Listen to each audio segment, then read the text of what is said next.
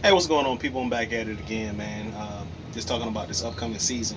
And I got inspired by a guy that just subscribed to Mr. Rome on the Cowboys fan talk. I'm trying to get his link to put in the description. But just talking about the team and how the culture has changed. Mike McCarthy has came in with his coaches that the Joneses allowed him to pick, which was a surprise to me. But all his coaches that that he wanted with him, keeping Kellen Moore. Kellen Moore was there, and then Dak said this today or yesterday in his interview, keeping Kellen Moore to have that same, uh, I should say,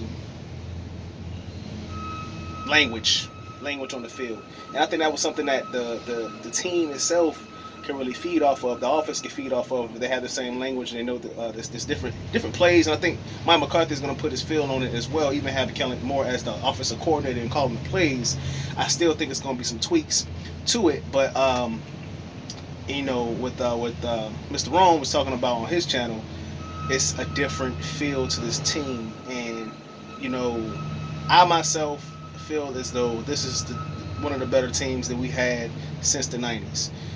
Since we went 13-3 when Dak and Zeke first came into the league in 2016, it's better. Better all the way around. The receiving core, the offensive line that was better back then, but I feel like we put a lot around the offensive line to help them out. Better running backs, receiving core, defensive line, linebackers. The only thing is our safety position. I feel like our cornerbacks. I was so sold on Trayvon Diggs when that pick. I play defensive back myself, and I know that when it comes to defensive back, you have to stay with your receiver. You have to jam him at the line or whatever he does, and then you got to get your head around to catch the ball. Byron Jones didn't do that. That former 31. He didn't do that, and he had only 2 interceptions with us in his whole career. Trayvon Diggs has a chance to do that in this year plus some. You know what I mean? So he came in. Another point, Mr. Rome alluded to. Uh, he came in and took a starting position, without preseason. This man is Alabama guy, Nick Saban guy, and he's groomed to do great things. Having going back and forth with his brother Stefan. And I just love his competitiveness, man.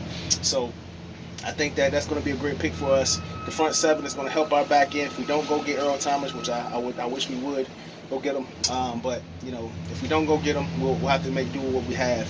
But I feel like the front seven will be good enough for us to not have to worry about that. I just feel like with Earl Thomas, he will be a missing link that could potentially get us into the NFC Championship game or the Super Bowl. But and I'm not just the average Cowboy fan. We're gonna be in the Super Bowl every year. I know my team. A lot of teams that people have, they don't really know their team. I talked to a few people, and they always say, "Oh, I'm a fan of this team, fan of this team." Well, who's your third string running back, or who's your fifth string wide receiver? If you don't know, you're not a real fan. You just like that team because your dad liked it, or you just grew up just liking one team and don't know nothing about them. I'm a true fan.